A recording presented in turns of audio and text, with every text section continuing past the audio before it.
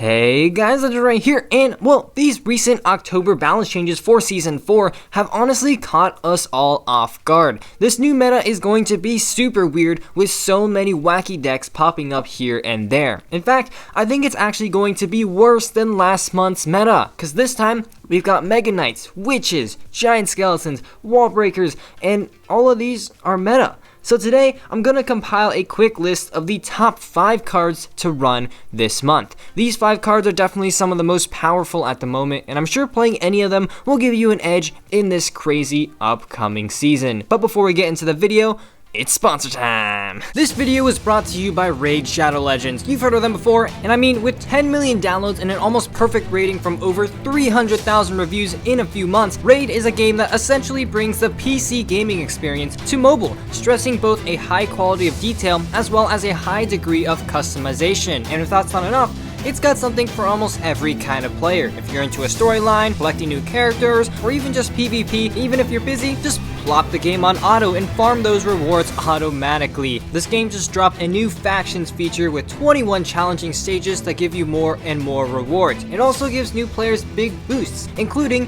a rewards program that gives you free rewards for the first 90 days that you log into the game. In addition to that, if you go to the video description and click on the first link, you'll get 50,000 silver and a free epic champion, which will help you out even more. I strongly recommend this game. I'm sure any player can find something that interests them. Big thanks to Raid Shadow Legends for sponsoring this video, and now let's get right back into it. Number 1.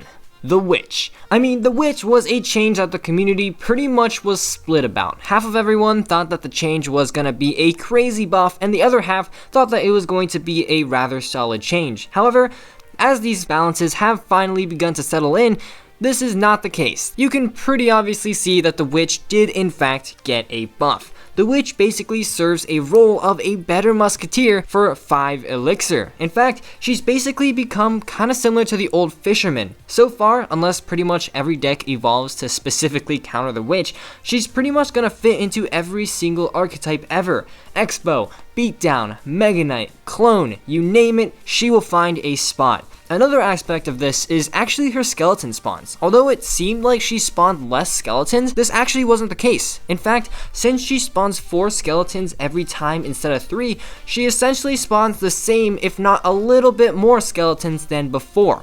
So to put this all together, she still has the same skeleton count and is essentially a musketeer. I mean, if that isn't saying anything, then I don't know what does. I'll flash a few Witch decks up on the screen right now. If any of them interest you, go ahead, give it a try. The Witch right now is honestly just a completely different card. Number 2, the Valkyrie. Now I think the Valkyrie is going to be very good in this meta, basically because of how much heavy splash that you're going to need to succeed in this meta. In fact, since the Witch is a high DPS unit that is technically a swarm troop as well, we're going to need a lot of splashers that have a good amount of HP that can also tank a lot of damage. And what fits right there? The Valkyrie. And why do I think the Valkyrie in particular? Well, the Witch, outranges the Executioner, and she also tears apart baby dragons too. So it's either between the Valkyrie and the Mega Knight, and if you want to use the Mega Knight as a main win condition, then go ahead, but I think the Valkyrie is a nice cheaper alternative. In addition to that, the meta will have a combination of weak swarms from the Witch as well as medium swarms, such as all the fireballies hanging around this meta. And well, the Valkyrie excels in both cases, thus justifying a solid spot on this list. Here are a few decks with the Valkyrie. She's a card that I'm sure a lot of you guys have leveled up as well, so she could definitely be a good card to invest in and maybe even put into your ladder decks. Wall Breakers. Oh boy, these guys are so annoying. For 2 elixir, their super fast speed can just get connection after connection after connection. For just a 10% damage decrease, these 2 elixir win conditions fit in super fast cycle decks, and that's pretty much what we've seen so far. In addition to that, their mass increase means that they can actually very easily push through defenses, connecting to the tower and dealing so much damage. I've already played so many games where the opponent uses wall breakers first play, I have no responses in cycle, and boom, 800 damage on my tower, just like that. In addition, since the wall breakers fit into such fast decks, that means that they combo very well with other win conditions as well, and with their super fast move speed can also be used to kite units on defense. Again, here are a few decks with the wall breakers. You'll note that pretty much all of them are minor control decks, and I mean, it makes sense, right? The fast minor control deck previously only relied on the minor in order to retain that fast cycle element, but now with a cheap second win condition, minor chip players can actually afford to use those wall breakers without worrying about slowing down their cycle at all. Number 4, Fisherman.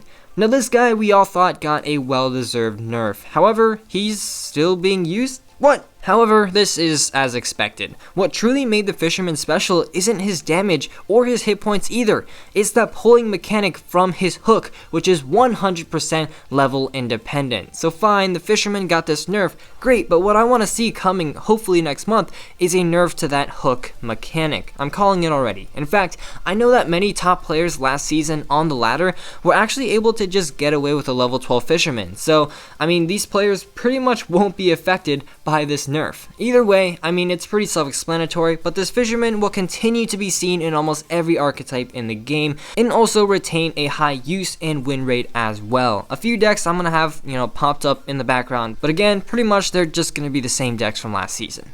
Number 5, Elixir Golem. Now, I know the Elixir Golem isn't officially out in the game right now, but I'm sure you guys have all played with it already in those fun challenges that Supercell has put out. And, I mean, you'll have a chance to unlock him tomorrow as well. Now, again, I really think this card provides way too much value, and here's why. First, let's tackle his offensive ability. You're essentially getting a Golem's worth of HP for 3 elixir, but you end up giving 4 elixir back to your opponent. However, those 4 elixir only go to your opponent after the golemites die. That means that you're able to build insane pushes for super cheap, as long as you build a deck around him that is able to just shred units on defense.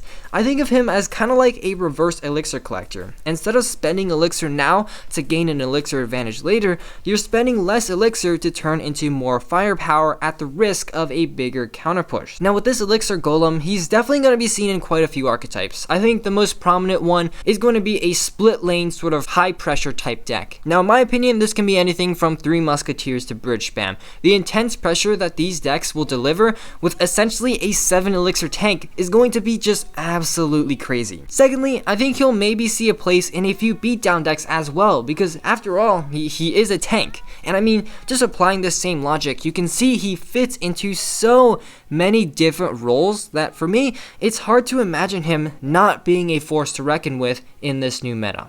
So there we go, 5 cards that I think will be some of the strongest in this October month. Of course, combo any of these cards together or just take one of these cards and put them into your main deck, and I'm sure you'll find some success in this new meta. I can almost guarantee that this meta is gonna be even more hectic than the last one, so make sure you're ready for all the balances to fall into full effect. But unfortunately guys, that's all I've got time for in today's episode. If you enjoyed, please leave a like down below as well as a subscription to my channel, and as always, this is Legendaray, and I'm signing off. See you guys next time.